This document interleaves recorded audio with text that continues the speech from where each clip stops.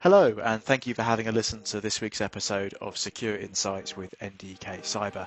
Now, as many of you may know, NDK Cyber are first and foremost a cybersecurity recruitment company. We help organizations hire in tricky locations, niche skill sets, or if you're just scaling rapidly, I'm sure we can help. Now, we started the Secure Insight series really as a way to shine a light on important areas, tackle hot subjects in the industry, and also give people a platform with some cool stories to tell.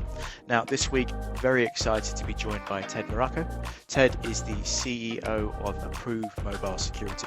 Approov Mobile Security are a mobile app security organization, just received funding on a hell of a growth trajectory at the moment.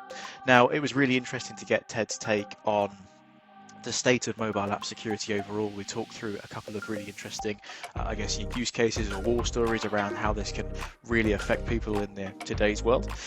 We talked through the geopolitical environment, how AI is magnifying the problem, and then ultimately how Approov fit into this space. So very excited to be able to share this with you and hope you enjoy. You're live. Well, Ted, thank you for jumping on. James, it's great to be here. Thank you. Well, thank you for your time. I know you're a very, very busy guy. So I would have done you an introduction there prior to the episode, but it probably wouldn't have done it justice given your whole background. Are you okay to give a brief overview of your background and what you're up to now? Yeah, sure. So kind of brief background, you've been in a number of industries. Yeah, I think I went to school at Carnegie Mellon University in Pittsburgh in the US in electrical and computer engineering and worked in defense electronics, semiconductors, started a company in electronic design automation, sold that company. It's now part of Cadence Design Systems. That kind of got me started on the cybersecurity space because the software that we were developing was being pirated, and there was no real strong technology to stop it. So we ended up kind of developing our own, tools and capabilities of doing it. So when we sold the company, I had a non-compete in the field of semiconductors and electronic design automation, but they liked the idea of the anti-piracy technology. So took that into another company, sold my interest in that, and then was approached by some of the investors in AWR about coming in to take over as CEO of Approov. And I looked at the company and looked at the technology, and I got pretty excited about it. So about 2.5 years ago, I took over the company as CEO. I'm based in Los Angeles. The company's based here in Edinburgh. So it's we have our feet in two continents, and it's been an exciting trip. We just got funding led by Maven Capital Partners. We're backed by Lanza Tech Ventures, and we have some exciting partnerships and some exciting customers in our portfolio. We specialize in mobile app security, which is a narrow niche market, but I think an important one and an exciting one. So that's kind of where we're at today. A lot of history there, sort of crammed into a sort of 60-second slot. So we'll get into some more of those bits in a minute. But what was it about the whole Approov organization that you mentioned you were approached? What caught your eye? What kind of excited you to be a part of this? Yeah. So when I first looked at it, I was really looking at it more as a consultant and an advisor, to the company. And the more I looked at it, the more interesting it got. So a couple of the things that were appealing was when I looked at some of the reference accounts. BMW was one of their reference accounts, and I've done a lot of business, globally, internationally, and the one thing I know about, German customers is they tend to be technically very rigorous when they evaluate technology. And the fact that they had selected Approov as their key partner was interesting. The way that they approached mobile security was very different from what everybody else was doing. And as an engineer, I looked at the approach that they were taking, and it was really revolutionary compared to, what appeared to be more primitive kind of security approaches from some of the other vendors. And having worked in defense electronics and working in previously in the anti-piracy space, what I came away with was that this was really a military grade solution that was really ideal for the commercial market because the sophistication of cyber attacks have gotten so serious. There've been so many high-profile breaches, data breaches, and these mobile devices have just become such an important part of our lives that supporting and securing the consumer data and the corporate data that exists in the cloud seemed like a very important problem to solve. So it just seemed like this is unique technology, it's scalable, and it's important. So let's give it a go. And so far it's working out and starting to be a pretty exciting journey. It certainly looks to be. And I guess with that, it's that whole, for me, I don't know how you feel about this, but mobile app security, like you said before, it's a pretty niche field. It kind of doesn't feel like it's being spoken about enough. But then when you reference it back to as a user, what you have on your mobile and on your phone as an applications from banking to crypto to all the identity stuff, it's Yes. huge, right? Like, what's the sort of what's the state of mobile app security overall at the moment in your eyes? Well, our friends over at Now Secure, which is a company that focuses on testing these apps, has described the mobile app security market as a cesspool. And Okay. I thought that was a great quote, at the RSA conference that just came past this past May. It's not inaccurate. You see it all the time. So, most recently, I think a high profile data breach is the T app. You may or may not have heard of it, but the T app was a dating app, and it Oh, was a dating yes. app Yeah. that was specially tailored for women, and it was supposed to be safe. Their whole pitch, and they had millions of downloads. They were the top app on the App Store, and the whole premise of this app was that it was going to provide a way for women to engage with other women and to make sure that when they went on dates that it was safe and everything else. And it just turned into a nightmare for people who signed up for the app because the security in the app was terrible. And it was very easy for hackers to um, access the data that was stored in the cloud. So one of the things that the app was trying to do to make it safer was it would force people when they signed up to upload their driver's license to prove that they were a human being. Right. Okay. So all of these driver's licenses were uploaded and they had the names, the addresses, the date of birth. Wow. It was just, they were all scanned. They were scanned using the mobile app, uploaded to a repository in the internet that had absolutely no security on it. So some Wow. malicious hackers downloaded all of these identities, posted a map on the internet of where to find these people, along with their private chat messages. So if they had reported, of an individual that was a predator or something like that, those chat messages were made public, and it really created a lot of security concerns for people who are using these apps. And this is just one example. Mm. It happens all the time. One other example, Volkswagen. So, you think it's great. You go, you buy your car. Every vehicle has an app that goes with it. The apps are getting more and more powerful. You can make payments. You can pay your auto loan. You can unlock the vehicle. You can look at the location. You can do all of these things. So it's really great, and everybody's excited, and they're all using them until you discover that you can break into any Volkswagen with just a VIN and a script that would look for the last four digits of your cell phone number. So Wow. you have your brand new, you're excited about your vehicle, whether it's new, used, whatever. Mm. You leave your vehicle in the parking lot. Anybody can come over there, take a picture on the dashboard, get the VIN number, and then they can sit there with their laptop. They can enter in your VIN, run a quick script, hit the unlock button, they're in your vehicle, or track your location, all kinds of, things, lock you out of the vehicle, whatever, maybe grab your credit card information or sell your name, your address, your credit card information to some data broker. So yeah, these apps are rushed to market, and insecure. Now, the Volkswagen thing, fortunately, this was publicized by ethical hackers. A patch was released this year. So if you got the bright idea of going out and stealing yourself a nice new Volkswagen, you can't do it anymore.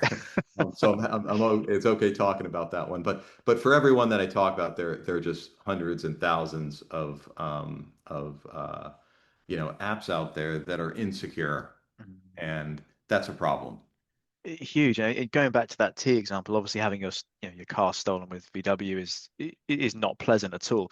But going back to the T example, you signed up to this app because you are obviously conscious of security at a pretty interesting level, and then to have that undone in an instant by trusting this, how does that come to happen? Like that, there's no security around the cloud repository. Is it just sort of I don't know, poor engineering, or is it just not thought about, or? Well, yeah. So it really comes down to, what I think is missing is that, the traditional approach to, mobile app security is to try to, build some sort of a wall or a moat around the mobile app. But in both of these instances, the data that was stolen, it wasn't on the phone; it was in the cloud. And that falls into another area of security called API security. And what's unique about Approov, why I got excited about the company, is that if you secure the phone, you can secure certain types of data, like maybe your photographs or your contacts, your call history. That data resides on the phone, and you want to secure that. That's important. Nobody wants their pictures posted on the internet, or extracted or stolen. But for corporations, most of the valuable data that they have, Volkswagen, or in this case, the T app, their customer data, it's in the cloud. And there's a connection between the mobile phone and the cloud that accesses that data. And that connection is what needs to be secured. And Apple and Google try to create some, illusion that anything in the App Store is safe because they scan it and they check it. They don't check anything to do with the API security in the cloud. That's outside Wow. the boundaries of what they do. What they do try to do is they try to make sure that the payments are going to go through them, because their main reason for scanning apps is to make sure that they get paid, for digital goods, that go through the app. And they can also try to, check to see if the app is accessing, data, or should be accessing certain data on the phone. And they don't do a very good job of that. There's been many instances where you can put a simple utility like a flashlight app or something on your phone, and yet it's getting access to your contacts, your call history, and lots of things that are not necessary for the behavior of the app. But even if they did do a very thorough job of scanning apps and trying to make sure they're safe, they're not checking, what happens in the cloud, because it's outside of the purview of the App Store. And that's really what Approov does. We use a technology called attestation to make sure that the app is genuine, and to make sure the device hasn't been tampered with, and to make sure it's not running on an emulator or something like that. And then we independently generate a token that would secure access to those APIs. So had these hackers tried to access the T data, they wouldn't have gotten in, because they would have been trying to access it through a script, not through a valid, mobile app. And had they been using a valid mobile app, they would only have access to the data that was tied to the credentials that were used to log in. So they would have access to one driver's license, not a repository of all the driver's license of every single user on the app. And same thing with the Volkswagen. Again, had they been using a technology like ours, had they been thinking about API security, that breach would not have been possible. So these are solvable problems. Hmm. So the question is, well, why are they not being checked? And I think there has been limited consequences. I mean, I think in the situation of the T app, I mean, I think that company is probably going to be gone. Hmm. So there will be billions of dollars and lost money for the investors and everybody else. Unless, who knows, maybe they'll make a recovery. But a lot of times, companies try to, just cover these things with their cyber insurance or something else. But you have a trend towards, developing these apps quick and getting them out there. It's very easy to get them through the app stores to get them published, but it doesn't mean they're secure. And consumers should be concerned. They need to, they need to try to make sure that the apps are reputable, and there are testing services for apps. There are ways that you can test to see if an app is got a high or a low security score. But I just think a lot more needs to be done, and the consequences need to be higher for management if they are reckless in the way that they handle customer data. Indeed. It was you nailed it there. I think the consumers need to be concerned, and and see all these sorts of conversations started happening with yourself and looking into Approov and hearing about that VW piece there. If I'm a consumer, I'm not going to question that the VW app from Apple's App Store is not secure in any way because it's a brand I've seen my whole life. I recognize the logo, I Yes. trust. It's not Yes. some, I don't know, I've not been messaged on Instagram to download some app from a crypto exchange or something like that, which comes with this air of sort of, is this right? Is this not? It's VW for goodness sake. Yes. Yeah. Yeah. And crypto, it's important that you bring that one up, is that, everybody seems to be wanting to, invest in crypto. And the question is it safe? Even if you put your assets in more credible, firms like Coinbase, Mm, they've been hacked. mm, Lots of crypto, and if they're hacked, those assets are gone. You're not going to recover them. So you have to be pretty conscientious about how you handle those investments and how you handle the security, behind it. A lot of people say, "Well, I have two-factor authentication. Is that sufficient?" And the answer is it depends. Not all two-factor authentication is the same. An SMS message is nowhere near as secure as a piece of hardware that's used to verify your identity. So if you have a lot of your retirement assets in crypto, you better be using some sort of a hardware key as your second factor, and not be relying on an SMS code, which is easily intercepted with a man-in-the-middle attack, and the common phishing and smishing scams that are taking place all the time. cool. More terrifying stuff. Thanks, Ted. Appreciate that. Sorry to leave you with some level of anxiety, but That's all good. Well, what about like geopolitically? So, for example, if we have Google and Apple on one side, I don't know, does China owning Huawei, is that a factor in any of this, or is that just not really at play? no, I think that's an important thing to bring up, is that in the United States, most of your mobile apps are coming through the Play Store or the App Store, and I think people sort of take that as that kind of covers the market. When it comes to API security, though, you really have to cover 100% of the market. And there are apps that are installed through a technique called sideloading, and there's been a lot of legislation. So in the Europe, there's a law called the Digital Markets Act. In the UK here, we have the DMCC legislation, and in the US, we have some serious lawsuits led by Epic Games, to try to break the monopolies on the app stores, and to provide for third-party stores for loading and installing apps. And in Japan as well, there's a situation where the Japanese have mandated that Apple open up their to third-party app stores because they're taxing app developers 30% on all of the transactions through the mobile app. The developers aren't happy. They don't feel like they're getting value for money for that 30% tax. And again, Epic Games has really led this together with Spotify and other people that compete with Apple in these markets that have called it unfair.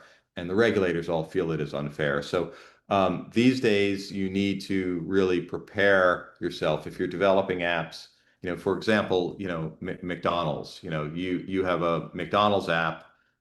You have stores all over the world in Latin America and China. China, for example, Google Mobile Services is not available in China. So if you have an Android device, you can't access things through Play Integrity. The Chinese manufacturers like Xiaomi and others develop non-GMS mobile phones, but these consumers are still going to go to McDonald's, whether they're in Shanghai or Beijing or Mexico City or different parts of the world.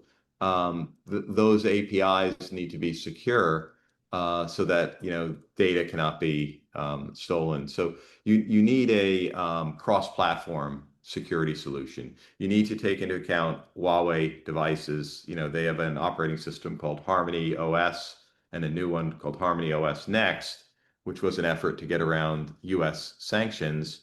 And then you have different variants of Android. You have the GMS, the Google Mobile Services version, but then you also have the AOSP, non-GMS versions of Android. You have iOS.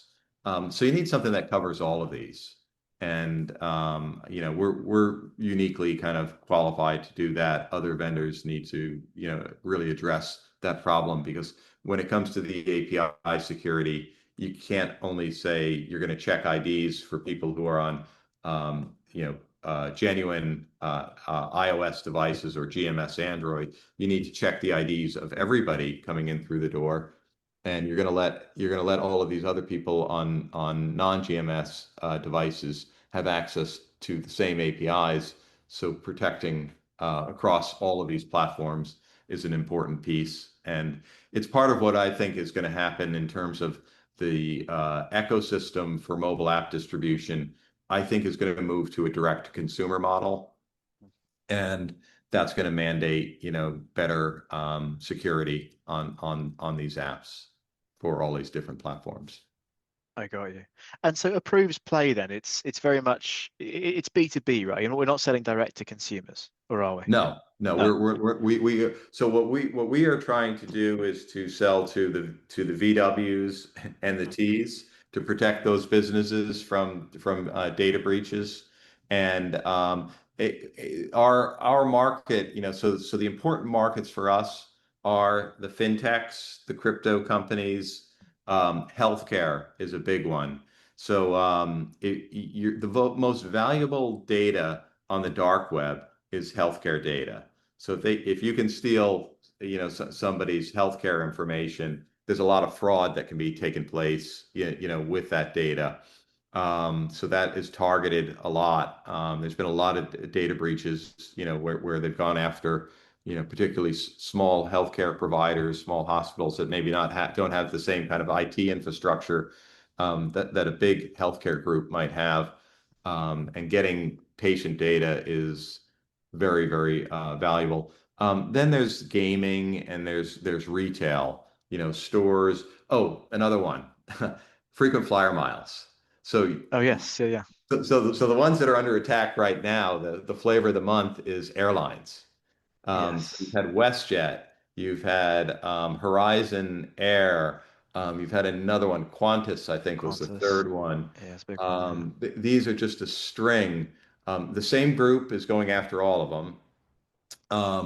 I think it was the Qantas airline one was particularly poor security. So the way that the Qantas attack worked is that you have a login and you have a set of credentials for your frequent flyer miles.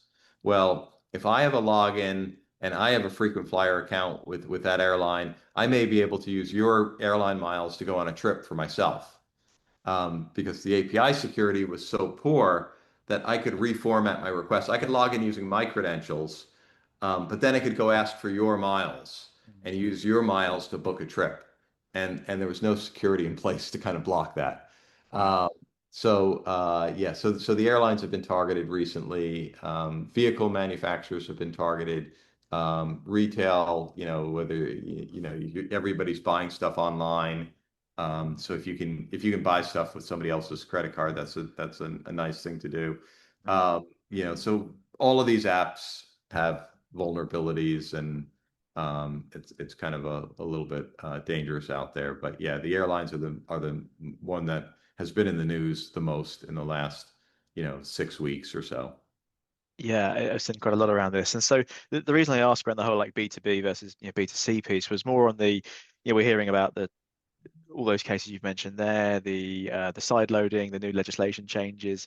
As a consumer, is there anything I can do other than being vigilant about what I'm downloading to my phone or whatever, what I'm using? Yeah, yeah. No, as a consumer, there's a lot of things that you can do to be safer. I mean, the standard kind of things from a hygiene perspective is that you want to make sure that your phone operating system is patched frequently. So Apple likes to say that they have no security issues, but you probably noticed if you have an iPhone, you get a lot notifications pretty frequently to update the security. That's because they've had a record number of 0 days. These 0 days are vulnerabilities that have been exposed, and unless you patch and upgrade that operating system frequently, and the same thing for Android, you want to update the device operating system frequently. You also want to update the app frequently. If you have that Volkswagen app, you want to manually go update it so that you have the new version of the app that has the protections to prevent that kind of a VIN exploit that was being used in October of 2024. So update your apps, update your operating system. Two-factor authentication, we talked about that.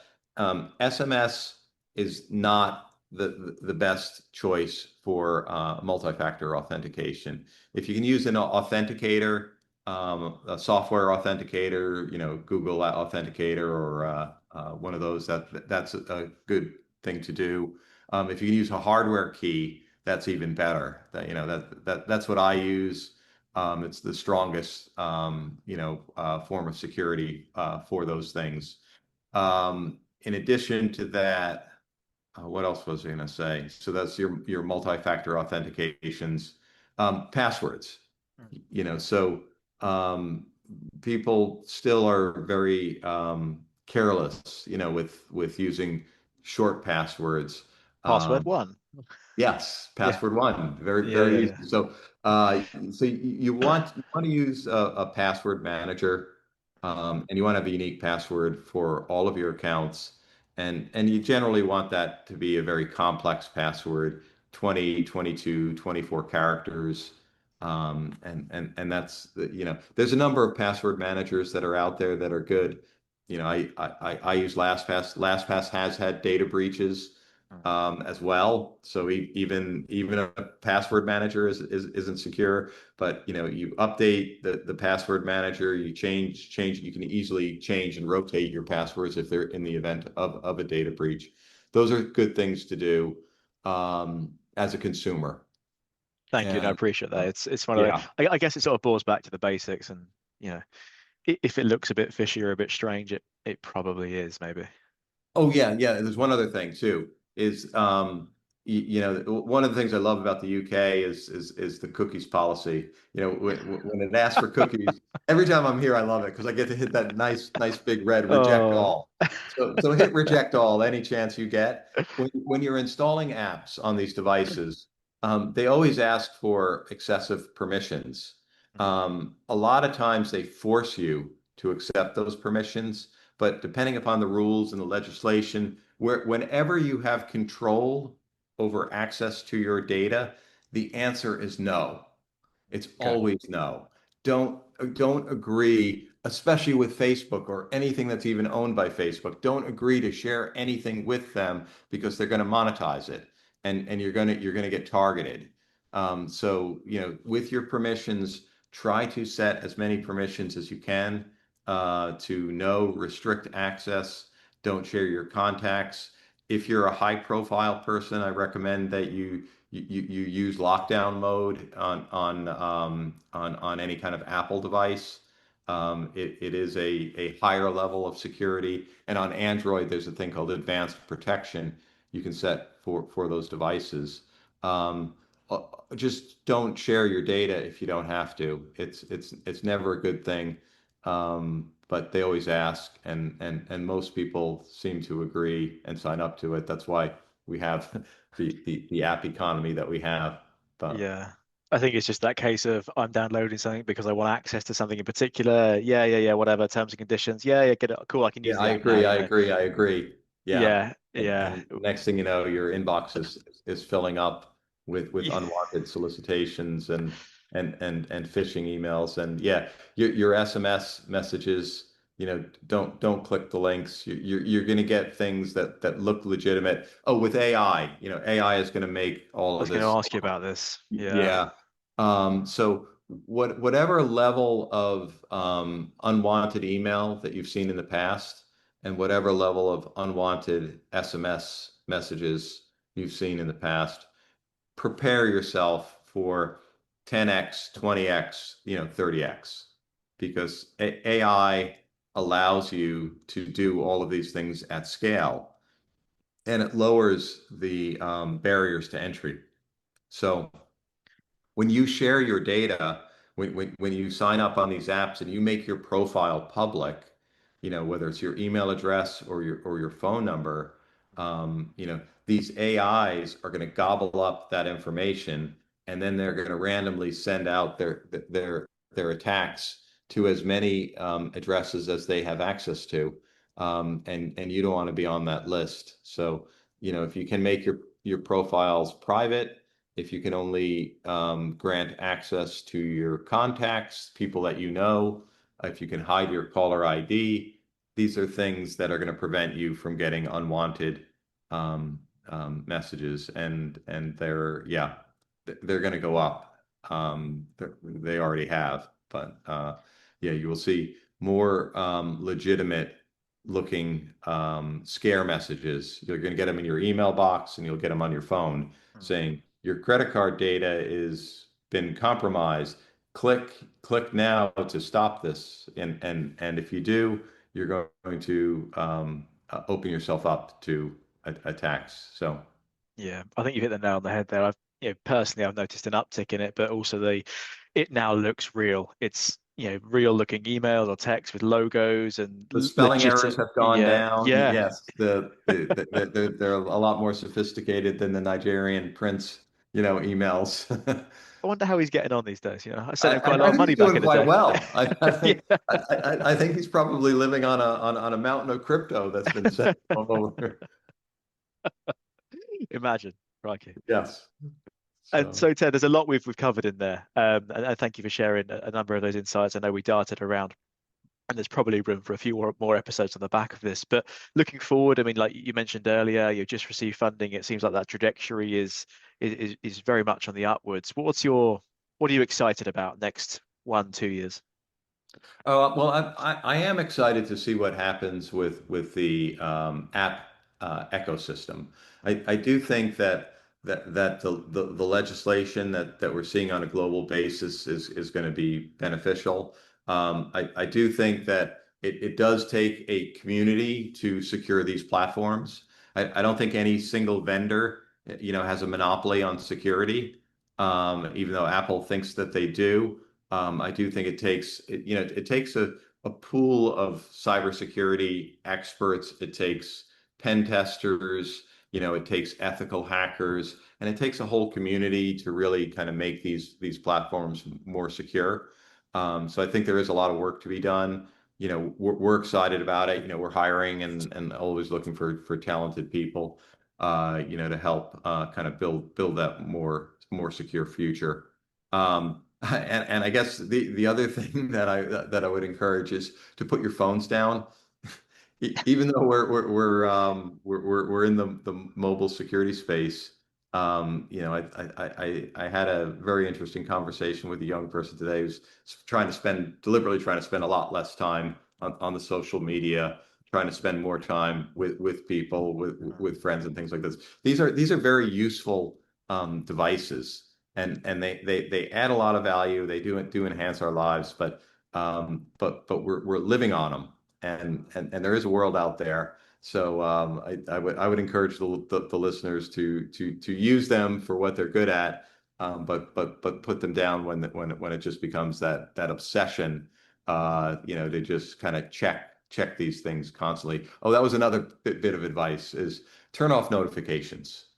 If you can go to your settings on your phone, there is there's a behavior problem that comes with the constant notifications, and they do that for a reason. But it is very beneficial, from a work-life balance perspective, and just from a social perspective, and from a security perspective, to just turn off the notifications, and to be able to kind of like focus on the real world, and not live life through just the screen. So Yeah.